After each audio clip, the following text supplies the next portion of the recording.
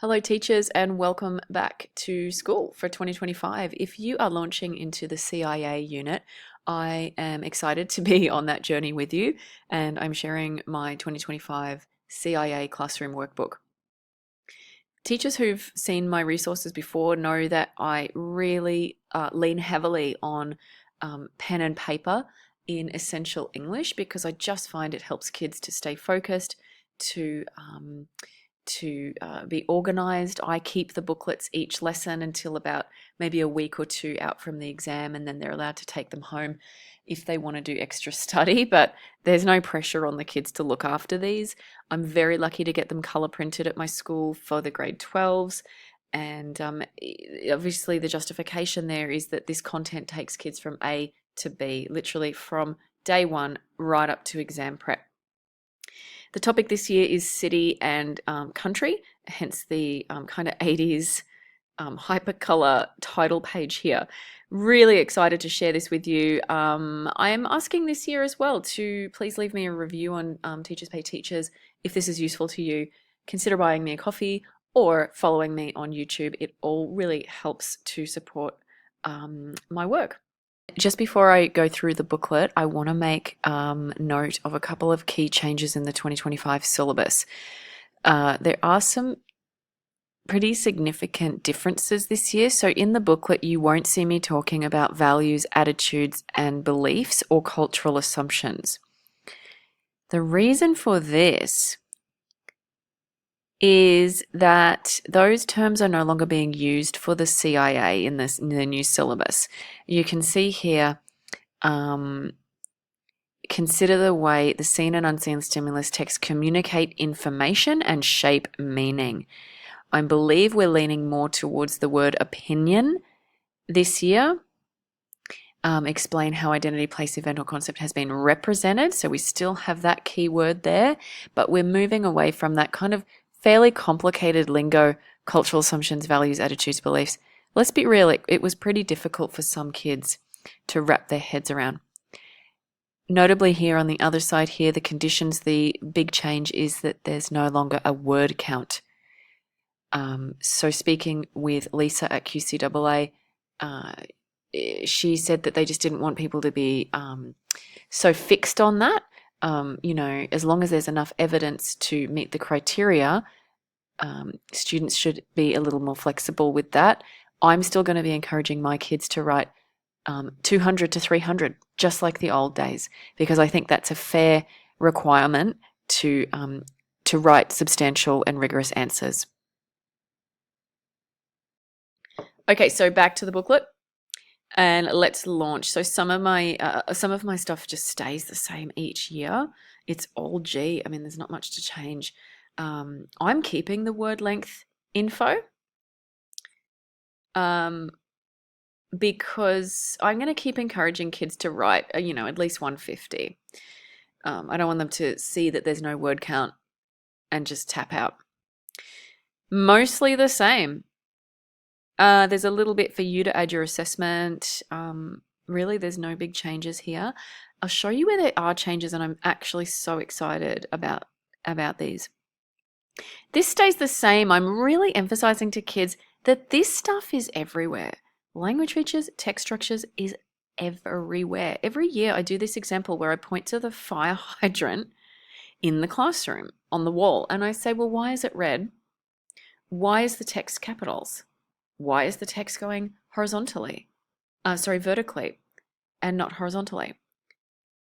What does the red symbolize? So I usually tell kids, if you can analyze the fire hydrant, you're going to be okay in the exam. Oh, if it's everyone's favorite, the crocodile safety poster is brilliant every single year because it eases them in to the task and just gets them practicing with real world texts. Teacher notes there if you need some backup. Literary boot camp stays the same. I've added, though, emotive words and rhetorical question, I think. So let's have some fun. I've actually got kids analyzing a Tasmania tourism ad, which is super cool. A really rad play on words, come down for air. if you can get kids analyzing, what does that mean? How is it a play on words? What does it tell us about Tassie, etc.? Then we're throwing them in my class. I'm giving them 2 images that they're going to use their pens to draw onto, not unlike this one, using 2 language features from their boot camp to make moving to the country seem appealing. So they could write across here, obviously across the sky where you could see it. Some suggested things are how's the serenity, or why wait, a little bit of alliteration, rhetorical question, whatever. You could be modeling that to them. I think it'll be awesome, that activity, especially this farmer just standing with this phenomenal sunset. What would you say? Super cool. Representations, it stays the same. We also say point of view, message, opinion. Don't overthink it. Like, it's all kind of merging, isn't it? So just tell the kids, look at stuff and ask what is being communicated and what's your evidence. This is awesome every year. Really fun to annotate this, looking at how teachers are represented. Now, this worked well last year for me. I did it off the cuff last year. I said, guys, this is everywhere. And I started showing different websites on the big screen. We tried it with heaps of different products. And just from the website, the colors, the images, the text, the words, the kids were able to just fire off exactly what we need from them for the exam, which is how our audience is being shaped by the language features and text structures. So check this. Based on the images and words, how does Nike represent themselves? You could spend time here annotating this with the kids. Start with keywords. Nike is represented as being youthful, fun, wild, social, health-focused, modern, playful, whatever. You could list heaps with the kids. How do we know this? And then get the kids talking about their evidence. Boost juice.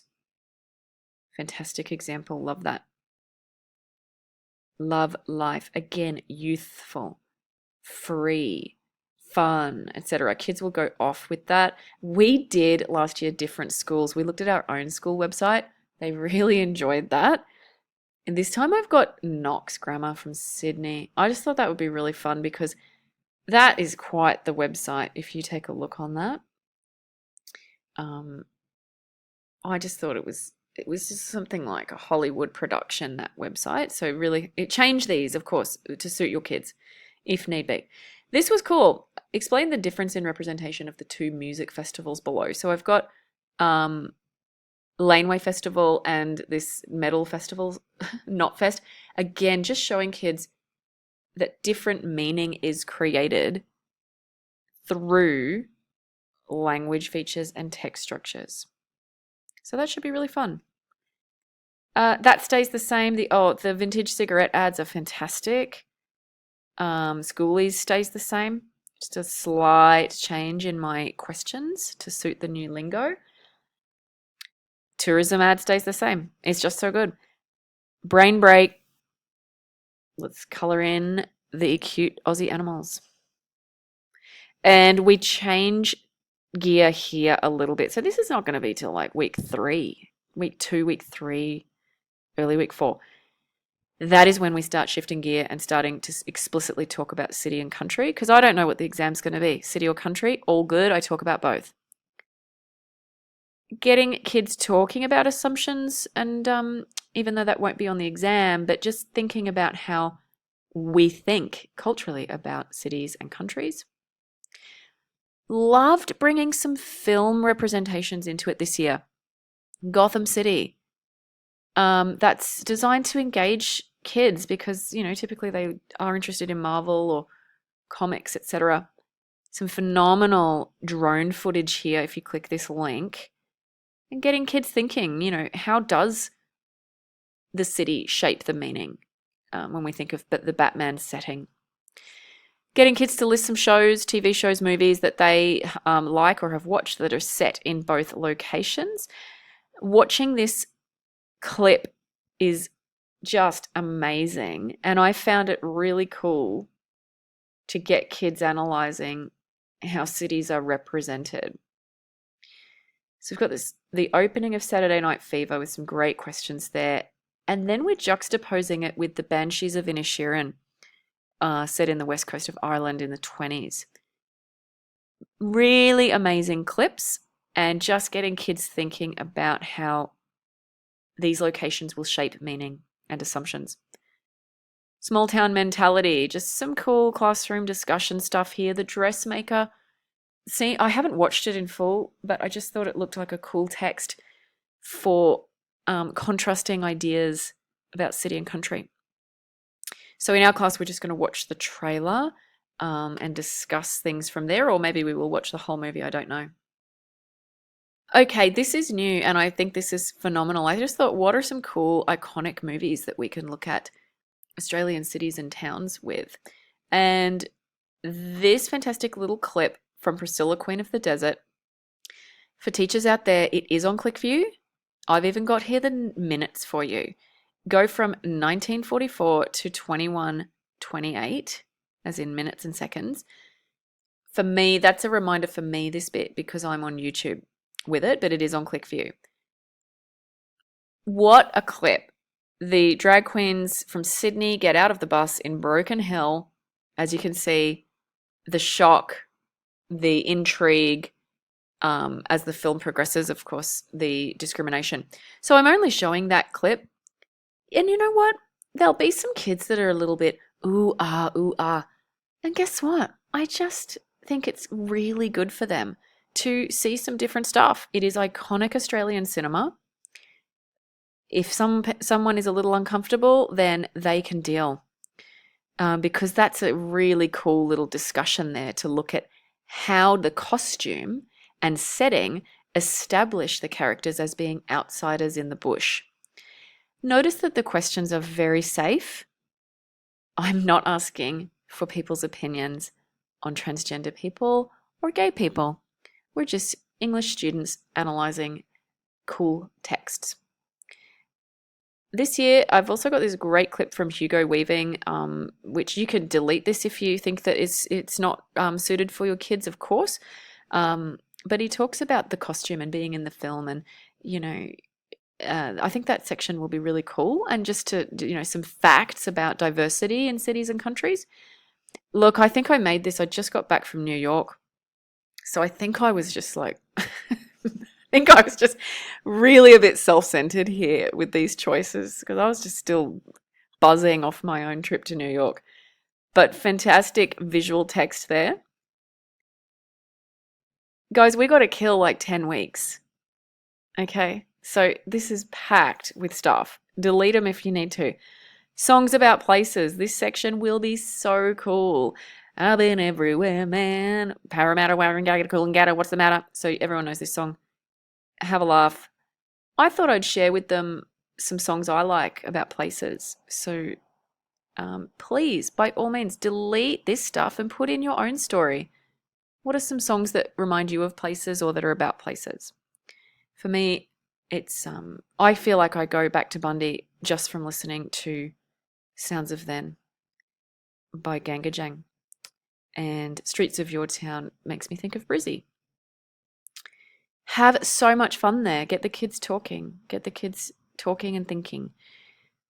Just some cool stuff about population, small towns.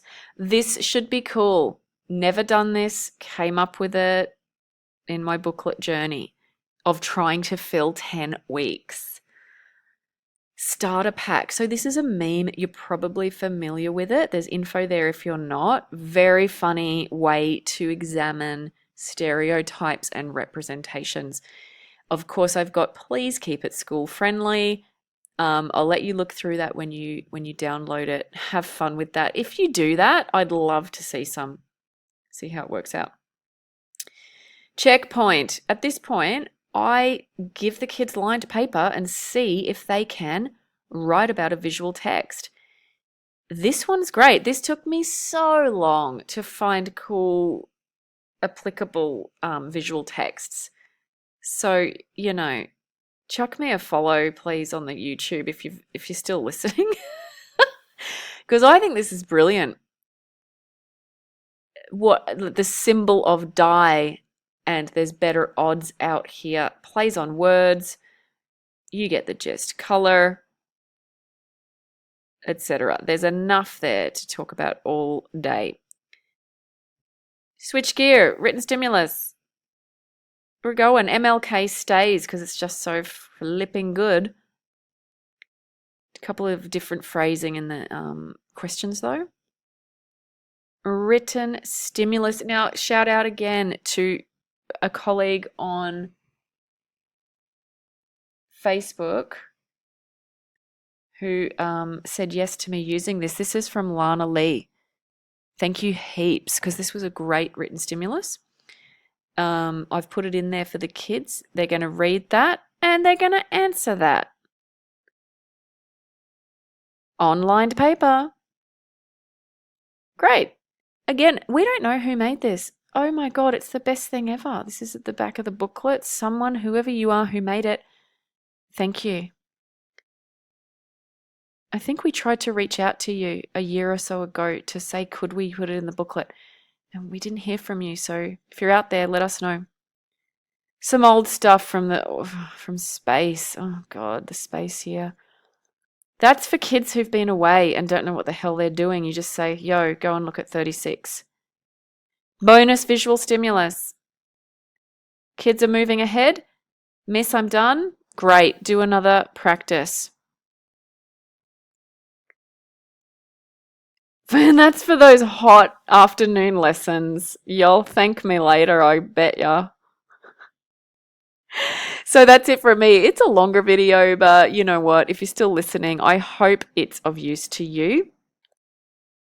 Okay, I'll leave it there and wish you all the best with your CIA unit this year. Please keep in touch. If any of this is of use to you, if you have success with these activities, flick me an email. I'd love to hear that some of these activities go well for you, or if you've changed them and made them cooler, then I really want to know.